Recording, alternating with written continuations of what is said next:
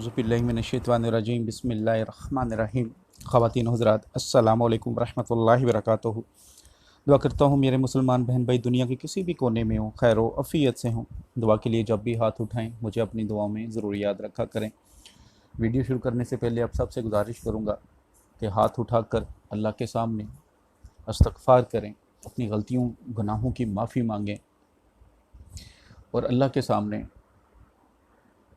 झुक कर गिड़गिड़ा कर एक दुआ ज़रूर करें कि पूरी इंसानियत जो सिसक रही है, पूरी दुनिया जो इस वक्त बंद हो चुकी है अज़ाब इलाही कोरोना वायरस की वजह से, अल्लाह इस अज़ाब को हमसे उठा ले।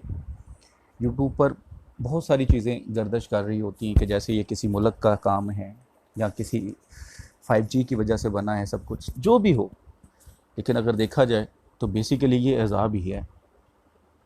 हमें इस बात पे नहीं पढ़ना कि ये किसका काम है, क्यों किया किसी ने या कैसे किया, लेकिन एक हकीकत है कि अज़ाब है। तो हमें अपनी माफ़ी मांगनी है, अपने गुनाहों की माफ़ी मांगनी है। तो माफ़ी मांगें और सब के लिए, पूरी इंसानियत के लिए दुआ करें। जो आज आपके लिए वजीफ़ा लेकर आया हूँ, ये वजीफ़ा सूरह यासीन का है, किसी के दिल में मोहब्बत पैदा करने के लिए, लेकिन जायज़ मकसद के लिए, जायज़ मोहब्बत हो। जैसे मियाँ बीवी में नाराज़गी हो जाती है, उनमें मोहब्बत पैदा करने के लिए कर सकते हैं।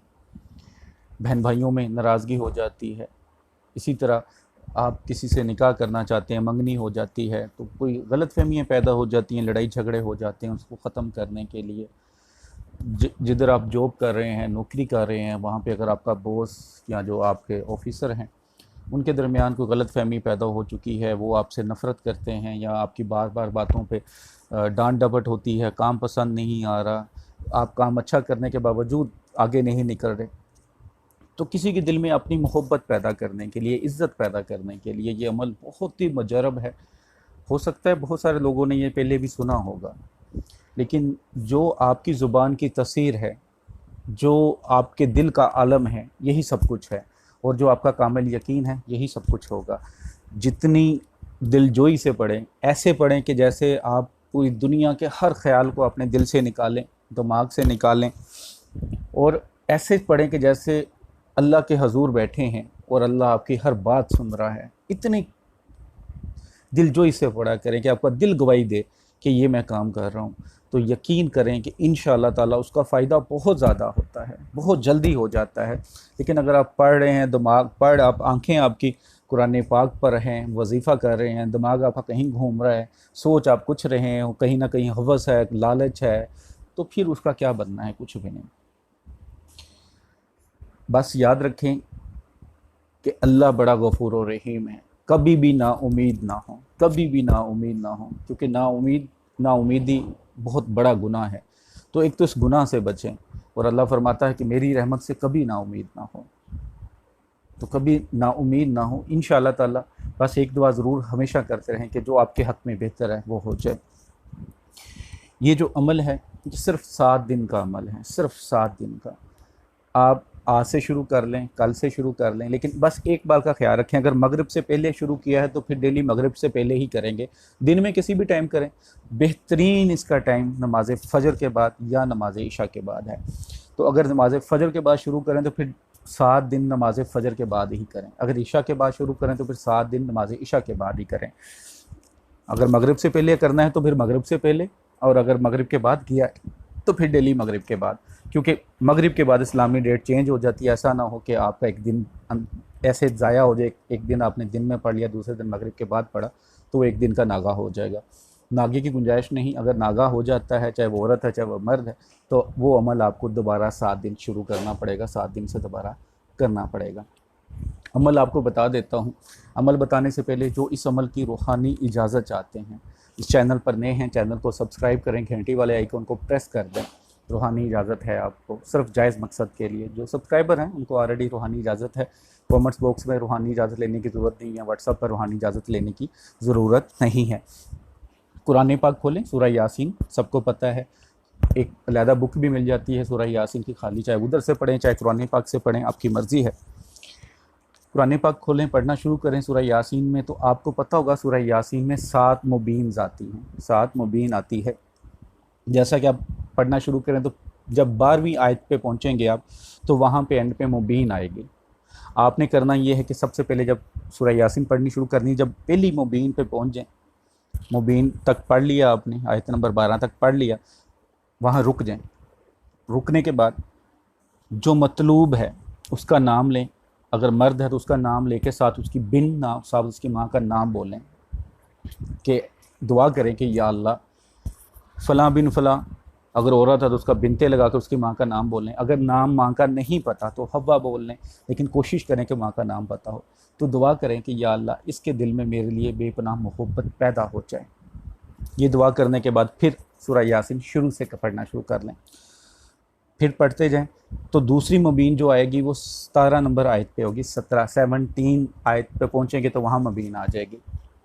वहाँ रुकें, पढ़ने के बाद वहीं फिर दुआ वही करें, क्या मेरे अल्लाह तू बड़ा गफूर और रहीम है, ये इंसान मुझे बहुत, मैं इससे प्यार करता हूँ या करती हूँ, इसके दिल में मेरे लिए पाक मोहब्बत पैदा फरमा दे, इतनी मोहब्बत कि ये ख़ुद मेरी तरफ आए, लेकिन जायज़ हो, पाक मोहब्बत हो, कोई हवस ना हो, कोई लालच ना हो। ऐ मेरे अल्लाह इसके दिल में मेरी मोहब्बत पैदा कर दे। ये दुआ करने के बाद फिर शुरू से सूरह यासीन पढ़ना शुरू करें। फिर तीसरी मुबीन आएगी 24 नंबर आयत पे। 24 नंबर आयत जब पूरी हो जाए, मुबीन पढ़ लें, फिर यही दुआ दोहराएं और फिर शुरू से चले जाएं। फिर जब शुरू से पढ़ते आएंगे तो फिर 47 नंबर आयत पे रुकेंगे जाके आप, वहाँ मुबीन होगी। वहाँ पे जाके फिर यही दुआ करें, अल्लाह के सामने रो कर दुआ करें, जितना गिरगिरा के आजिज़ी से मांग सकते हैं मांगें उस इंसान को। फिर दुआ मांगने के बाद शुरू पे चले जाएं। जब शुरू पे जाएंगे तो फिर दोबारा जब सूरह यासीन शुरू से पढ़नी शुरू करते आएंगे तो 60 नंबर आयत जब पढ़ लेंगे तो फिर वहाँ पे मुबीन आएगी, 60 नंबर आयत के एंड पे। फिर वो मुबीन पढ़ेगी तो आप फिर दुआ करेंगे अल्लाह के हज़ूर दुआ करें। फिर शुरू से सूरह यासीन पढ़नी शुरू करें तो फिर आयत नंबर 67 पर 69 पर सॉरी आएगी मुबीन, 69 पर। वहाँ पे रुकें, फिर अल्लाह के हज़ूर दुआ करें जैसे आप पहले करते आ रहे हैं, रो कर गिरा कर। फिर दुआ मांग ली, फिर शुरू से सूरह यासीन पढ़ें। जब 77 आयत पे आएंगे तो फिर मुबीन आएगी।